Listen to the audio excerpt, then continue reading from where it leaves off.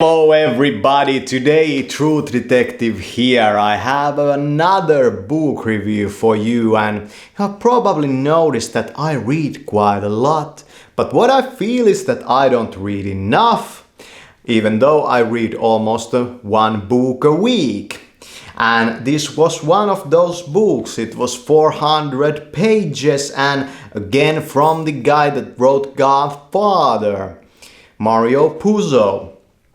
And I'm pretty fed up with this fat Italian dude writing these books that are all about sex and some crime related stuff where the characters are not really even fleshed out very good. I don't really understand what the events are. I don't understand where they are happening. I think this was happening in Sicilian, but it's not very visual, you know. I think in many ways this guy is pretty overrated as a writer, but I can understand why people like these books because they are pretty easy to read, you know. You can just go through these like they are nothing, but they don't have enough substance for me. And I think The Last Dawn was an amazing book because it had so much rhyme. Over here there's no fucking rhyme.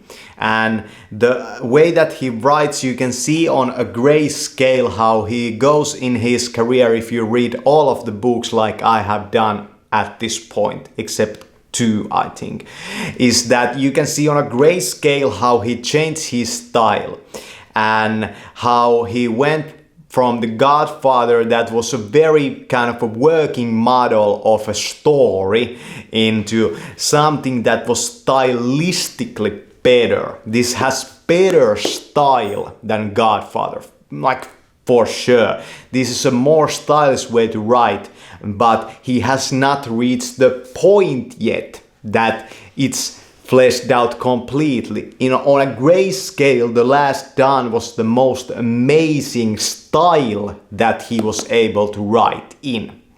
And here he's going into that style. That's what I feel from his career. And I bet that most readers wouldn't be able to verbalize it like that. What I feel from Godfather as a book is that his writing is very stiff. And over here it's becoming more flexible. And at Last Dawn it's like a yogi, you know?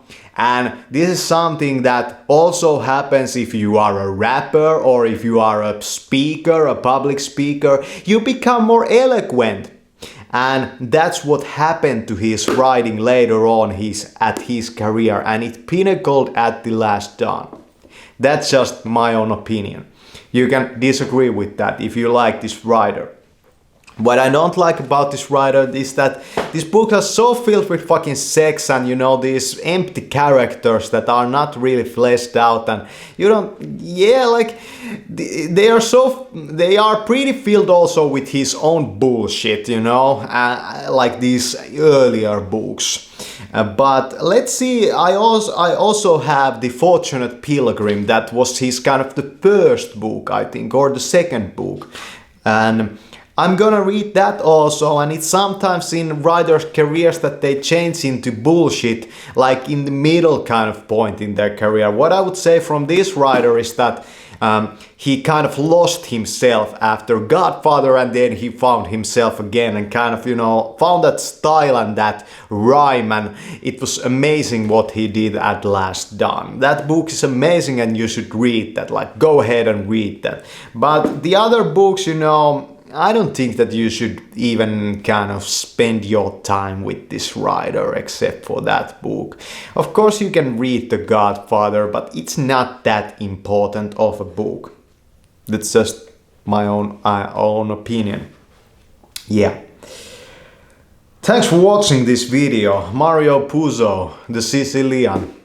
And yeah, a fat Italian dude writing. I'm gonna say that his books are very misogynistic. He's kind of a women hater. I can feel that from his books. And yeah, like man, like the things he tells about the mob over here, the mafia, when you read the non-fiction books, you know, you don't get any kind of fucking idea from here about how the mafia kind of like operated, or it's not very informative or very educational. But I'm a writer myself, so I read all that I can. And I read a lot compared to the modern human being that always is on the smartphone even when he's at the toilet or she's at the toilet. I also read when I take a shit. That's a good way to start. If you don't have time to read, that's what you say, well, place a book in the fucking toilet. Start there. You're gonna read 5 books in a year through that. It's the truth. You know, you're gonna read at least 2,000 pages if you read one spread in a year when you take a shit. Can you believe that? Can you believe that? It's the compound interest. Find books that you like and just get into reading. You're a fucking fool if you don't read, you know? You're a fucking fool in the modern age if you don't read, you know? We are not living in the fucking 1400s anymore where books were reserved only for the royalty and for the monks, you know? The internet is filled with audiobooks. Audiobooks can be bought for very cheap price. Like paperbacks are like 10 euros a piece, you know, like 10 euros a piece. Can you understand that? You know, you should spend at least 50 euros in a month at reading, you know, you probably spend that drinking coffee at fucking Starbucks. Just fucking start reading, you know, you need those words. They can be more precious than food, you know. You say the wrong things, you might end up yourself in a fucking jail. So, become educated with words. Yeah, that's the Sicilian, and that's my ideas about reading. Thanks for watching.